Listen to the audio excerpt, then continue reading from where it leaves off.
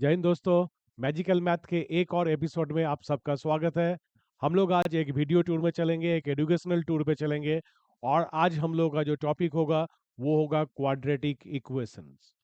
Board exam के जो भी कैंडिडेट है, आप लोग ध्यान से इस चैप्टर को देखना।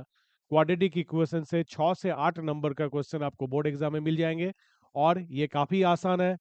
सब कोई सब कोई स्टूडेंट, जब मैं सब कोई कहता तो तब मैं बताता हूँ, रोल 1 कोई भी क्लास का लेके या last roll number of the class, सब कोई ये चैप्टर को कर सकते हो।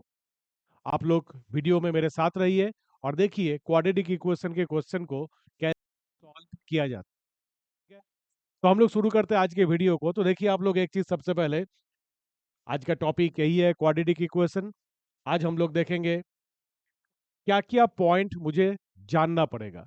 तो पहले एक सवाल सबके मन में आता होगा कि क्वाड्रेटिक इक्वेशन होता क्या है। 9th क्लास में आप सीखे हैं लीनियर इक्वेशन, 10th में भी आपके पास एक चैप्टर, इसके ऊपर एक डेडिकेटेड वीडियो आपके यहाँ पर डाला हुआ है यूट्यूब में, आप देख सकते हैं उसको।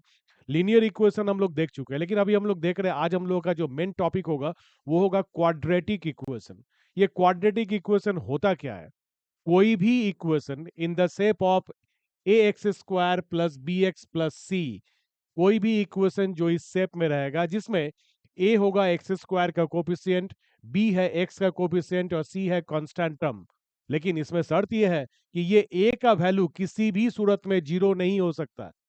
अब सोचो क्यों नहीं जीरो हो सकता है? अगर हम ए का वैल्यू जीरो कर देंगे तो ये एक्स स्क्वायर वाला टर्म ही गायब हो जाएगा, वैनिश हो जाएगा।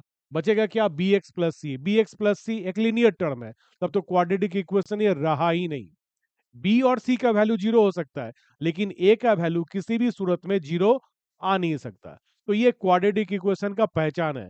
जो भी एक पॉलिनोमियल लेफ्ट हैंड साइड में आपको मिलेगा, अगर इसका डिग्री आपको 2 मिले तो वो जान लीजिएगा क्वाड्रेटिक इक्वेशन के बात हम लोग कर रहे हैं।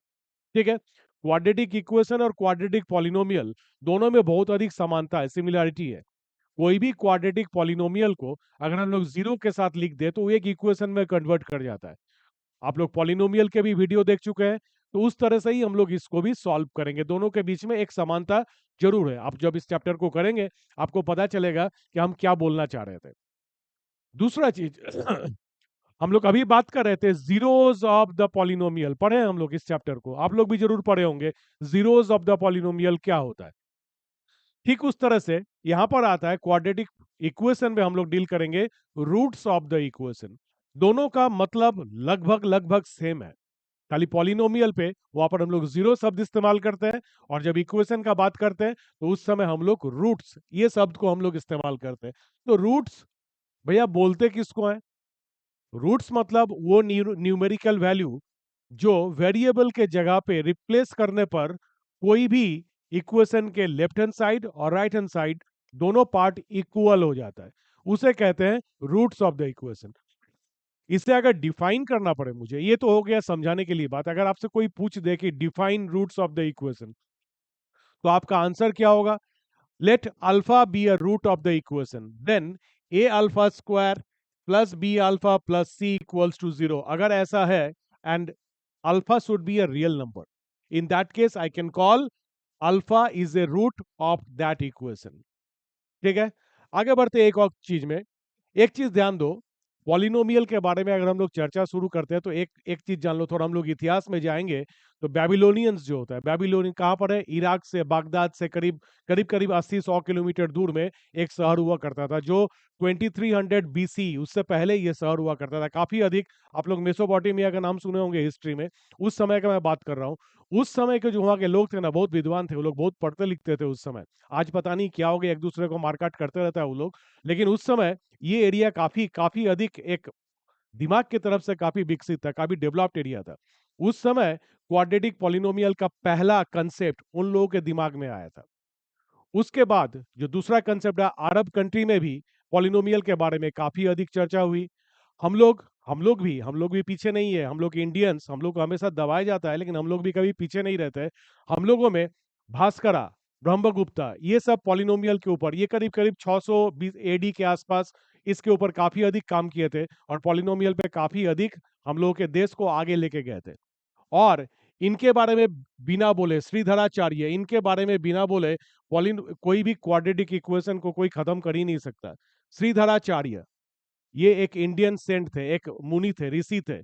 वो सबसे पहले क्वाड्रेटिक पॉलिनोमियल का फॉर्मूला डाले थे, जिसको आज हम लोग जानते हैं क्या, क्वाड्रेटिक इक्वेशन, क्वाड्रेटिक फॉर्मूला के नाम से। देखो ये क्वाड्रेटिक फॉर्मूला आप लोग जानते हैं उसको, x is equals to minus b plus minus root under b square minus 4ac/2a, ये होता है क्वाड्रेटिक फॉर्मूला। ठीक है, इसका भी इस्तेमाल करके कौन निकाले थे, हम लोगों में से ही कोई थे, श्रीधराचार्य जी, ये पहले निकाले थे।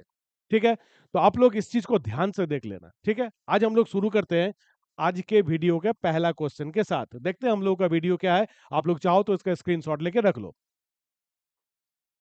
हम लोग का जो पहला क्वेश्चन है, find the roots of the equation. आमतौर पर इसी तरह का क्वेश्चन आता है बोर्ड एग्जाम में। एक क्वेश्चन तो निश्चित रहो कि रूट्स ऑफ द इक्वेशन आपको जरूर पूछेगा, कैसे निकालेंगे। और ये निकालने के लिए कभी कभी क्वाड्रेटिक फॉर्मूला इस्तेमाल करो, ये बोल देता है। श्रीधराचार्य का जो फॉर्मूला है उसका इस्तेमाल करो, कभी कभी ये कह देता है। और कभी कभी कुछ नहीं बोलता है, जैसे इस क्वेश्चन में कोई इंस्ट्रक्शन नहीं है, तो इस क्वेश्चन को हम लोग सिंपल फैक्टराइजेशन मेथड से करेंगे। आप लोग देखते रहिए कैसे हम लोग शुरू करेंगे। तो ये रहा हमारे पास क्वाड्रेटिक इक्वेशन। इसको सॉल्व करने के लिए, और हम लोग एक चीज जानते हैं कि जब हमारे पास दो फ्रैक्शन हो तो उसे जोड़ने और घटाने के लिए एलसीएम लेके ही हम लोग कुछ कर सकते हैं। तो x+4 और x-7 का एलसीएम आप लोग सब जानते हो, ये होगा x+4 इंटू x-7। अब हम लोग इसको अगर आगे बढ़ाएंगे तो यहां पर निकल जाएगा क्या, x-7 minus x+4 is equals to 11/30। एक बात और, where x is not equal to -4 और 7, ये क्यों दिया हुआ है आपको, इस मैथ में इसका खास जरूरत नहीं पड़ेगी। अगर आप डाल दो एक्स के जगह पे -4 तो देखो 1/0 आ जाता है। 1/0 जिसको आप डिफाइन नहीं कर सकते हो, इसलिए उसको अवॉइड किया गया। ठीक उस ढंग से एक्स का वैल्यू अगर 7 रख देते हो तो ये भी 1/0 आ जाता है। 1/0 इज नॉट डिफाइंड, हम लोग उसके बारे में कुछ कर ही नहीं सकते, इसलिए ये दोनों वैल्यू नहीं होगा। ये एक टेक्निकल मीनिंग है जिसका आपके मैथ के सॉल्यूशन में कोई फर्क पड़ने वाला नहीं है। ठीक है, चलो अब हम लोग इसको आगे अगर बढ़ाएंगे तो हम लोग क्या देखेंगे इस जगह पे, x-7 minus x-4 whole divided by, इसको मल्टीप्लाई करो तो क्या आ जाएगा, x² -7x + 4x तो -3x -28 इज इक्वल्स टू 11/30। अब देखो इस जगह पे हम लोग बाकी पोर्शन को इस तरफ में सॉल्व करते हैं। एक्स और एक्स, एक प्लस में एक माइनस में, दोनों एक दूसरे को कैंसिल कर दिया, तो मेरे पास बचा क्या, -11/x² -3x -28 is equals to 11/30। अब देखो हम लोग थोड़ा सा स्मार्ट चलेंगे, दोनों तरफ 11 आ गया, 11 को वैनिश कर देते, मतलब डिवाइड कर देते हैं। ठीक है, तो नेक्स्ट लाइन पे हम लोग लिखेंगे -1/x² -3x -28 is equals to 1/30। दोनों तरफ से 11 गायब हो गया। अब क्रॉस मल्टीप्लाई करते हैं, 1 के साथ ये मल्टीप्लाई होकर जाएगा, x² -3x -28 is equals to -30। ठीक है, अब इसको अगर इस पार हम लोग लाएंगे, एक तरफ लाएंगे, आप जानते हैं कि क्वाड्रेटिक इक्वेशन का शेप क्या होता है, अभी मैंने बात किया था, ध्यान से देखो अगर भूल गए हो। क्वाड्रेटिक इक्वेशन का शेप क्या होता है, ax² + bx + c = 0। तो हम लोग को करना क्या है, इसको जितने भी उस तरफ को जीरो करना है, तो सबको इस तरफ लेके आएंगे, तो बचेगा क्या, x² -3x + 2 देखो इक्वल्स टू 0 आएगा। ये -30 इस पर आएगा तो +2 हो जाएगा। अब हमारे पास सिंपल रह गया फैक्टराइज करने के लिए, मिडिल टर्म स्प्लिट हो जाएगा। आप लोग बढ़िया से जानते हो इसको कैसे करना है। इसको स्प्लिट करो, x² -2x -x + 2 is equals to 0। पहला दो में से हम लोग x को ले लेंगे कॉमन, तो बचेगा क्या, x -2। दूसरे में से -1 कॉमन लेंगे तो क्या बचेगा, x -2 इक्वल्स टू 0। तो हमारे पास क्या आ जाएगा, x -2 into x -1 equals to 0। अब हमारे पास उपाय है, आइदर और कर देंगे, तो आइदर x -2 इक्वल्स टू 0, जहां से x इज इक्वल्स टू 2, और दूसरा x -1 इक्वल टू 0, जहां से x इज इक्वल्स टू 1। तो ये रहा हमारा आंसर। x का 2 रूट निकल गया। एक बात और, क्वाड्रेटिक इक्वेशन का कितना रूट हो सकता है, 2, मैक्सिमम 2 हो सकता है। हो सकता है कि ये दोनों रूट इक्वल भी हो जाए, ये भी हो सकता है हमारे साथ। ठीक है ना, चलो तो ये देख लो आज का ये सॉल्यूशन पहला क्वेश्चन का, आप लोग स्क्रीनशॉट ले लो। अब हमारे पास है दूसरा क्वेश्चन यूज क्वाड्रेटिक फॉर्मूला। आ गया आप सिद्धाचार्य के शरण पे हम लोग। Use quadratic formula to find the roots of this equation. Quadratic formula इस्तेमाल करके बनाना है। चलो देखते हैं कैसे बनाते हैं हम लोग इसको। तो इक्वेशन हमारे पास है x plus 1/x is equals to 3। चलो हम लोग इसको पहले जोड़ देंगे एक साथ। x आ जाएगा एलसीएम, बचेगा x square plus 1 equal to 3। अब देखो तो क्रॉस मल्टीप्लाई करके सबको एक तरफ लाना है। तो x square minus 3x plus 1 equal to 0। अगर आप इसको फैक्टराइज मेथड से करने जाओगे तो आप फंस जाओगे, फैक्टराइज कर नहीं सकते हो, ये स्प्लिट नहीं होगा मिडिल टर्म में। अगर होगा भी तो बहुत ही क्रिटिकल, बहुत ही टिपिकल मेथड से होगा। ठीक है, इसलिए आपको उतना टेंशन लेना ही नहीं है। आपको तो पता है ना क्वाड्रेटिक फॉर्मूला, सिद्धाचार्य का फॉर्मूला, उसका हम लोग अभी तुरंत इस्तेमाल करेंगे। और वो करने के लिए मुझे क्या करना है, कंपेयर करके ए बी और सी निकाल देना है। अब बताओ ए का वैल्यू कितना आएगा इसमें। ए का वैल्यू आएगा 1। आप लोग पॉलिनोमियल का जो चैप्टर देख चुके हो, वीडियो देख चुके हो, आप जानते हो कैसे निकाला जाता है। ए का वैल्यू है 1, बी का वैल्यू है -3 और यहाँ पर सी का वैल्यू है 1। ए बी और सी तीनों का वैल्यू आ गया। तीनों का वैल्यू आ गया। अब हमारे पास क्वाड्रेटिक फॉर्मूला है, उसको उसके ऊपर रख देंगे। सिंपल वे में वो प्रोसेस होकर बाहर निकल जाएगा। देखते हैं इसको। बाकी पार्ट को इस तरफ करते हैं। आप लोग देखो इधर। तो क्वाड्रेटिक फॉर्मूला क्या होता है, बाय क्वाड्रेटिक फॉर्मूला। ठीक है, होना चाहिए था सिद्धाचार्य फॉर्मूला, पता नहीं क्यों क्वाड्रेटिक फॉर्मूला सीबीएसई में लिखा आता है। चलो हम लोग फॉलो कर सकते हैं, लिखेंगे उसको। x is equals to minus b plus minus root under b square minus 4ac by 2a। इसको सबको ही रट्टा मार लेना है फॉर्मूला को, इसका काम पड़ेगा बार बार। अब देखो माइनस बी का वैल्यू बताओ कितना है, -3। तो माइनस बी कितना हो जाएगा, +3 plus minus root under b square -4ac -3 का स्क्वायर रख दो 9 -4 इंटू ए कितना है तुम्हारे पास 1 इंटू सी कितना है, सी भी है 1 whole divided by 2a 2 into 1। चलो क्वाड्रेटिक फॉर्मूला के हम लोग इस्तेमाल कर दिए। तो बचा क्या, 3 plus minus root under 9 -4 by 2, यानी क्या आ गया 3 plus minus root under 5 by 2। यानी दो जो रूट हमारे पास आया, वो रूट क्या क्या है, एक्स का दो value, x is 3 plus √5 by 2, और दूसरा value x is equals to 3 minus √5 by 2। तो ये रहा हमारा दोनों रूट, जिसको हम लोग क्वाड्रेटिक फॉर्मूला का इस्तेमाल करके बनाए। क्वाड्रेटिक फॉर्मूला और फैक्टर फॉर्मूला में अंतर क्या है, फैक्टर करने के लिए आपको दिमाग इस्तेमाल करना होगा। इसमें कुछ भी नहीं, एबीसी कंपेयर करो डाल दो। ठीक है, इसका स्क्रीनशॉट लो। हम लोग अगले क्वेश्चन पे चलेंगे अब।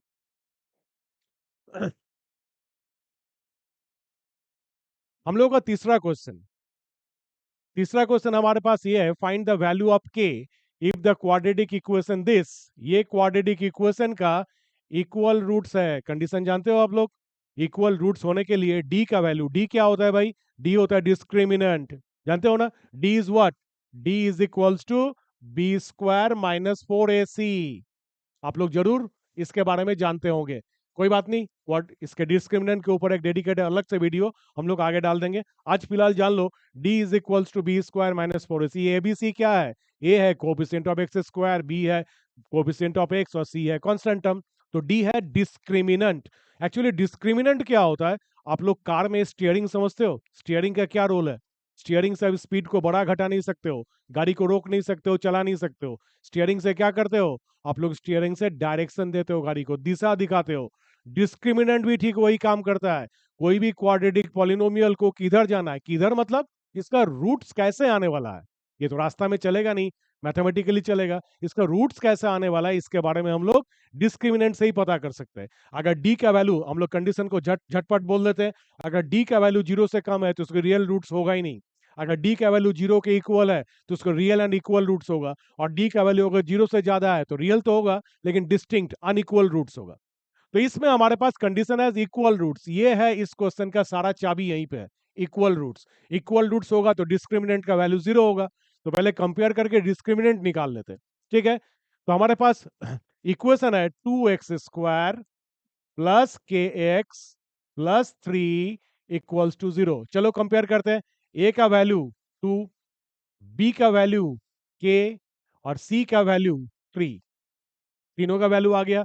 चलो discriminant D is equals to, क्या होता है फॉर्मूला, फिर से रिपीट करते हैं, बी स्क्वायर माइनस 4ac। चलो वैल्यू डालो, ये हो जाएगा के का स्क्वायर माइनस 4 इंटू ए कितना है 2 और सी कितना है 3, तो ये क्या निकल के आया, के स्क्वायर माइनस इंटू करो तो 6 इंटू 4 24। चलो डी का वैल्यू सिंपलेस्ट फॉर्म है के स्क्वायर माइनस 24, और हम लोग कंडीशन क्या जानते हैं, D should be equals to 0, ये हमारा कंडीशन होना चाहिए।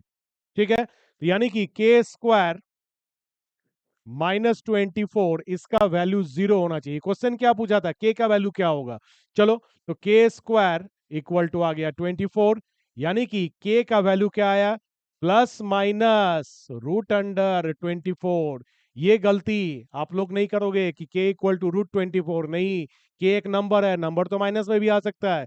डी का वैल्यू माइनस नहीं आएगा, लेकिन नंबर तो माइनस में आ सकता है, के एक नंबर है, एक कांस्टेंट है, वो माइनस हो ही सकता है, तो प्लस माइनस डालना जरूरी है। ये कॉमन मिस्टेक आप लोग कर बैठते हो एग्जाम में, बार बार बोलने के बाद भी, नहीं करना है गलती। ठीक है, इज इक्वल्स टू, इसको थोड़ा निकाल दो बाहर, 24 को कैसे लिख सकते हो आप, 4 इंटू 6 लिख सकते हो ना, 4 इंटू 6, 4 के लिए 2 निकाल दो, प्लस माइनस 2 रूट 6, ये रहेगा के का वैल्यू। तो if K is equals to plus minus 2 root 6, in that case the roots are equal in this equation.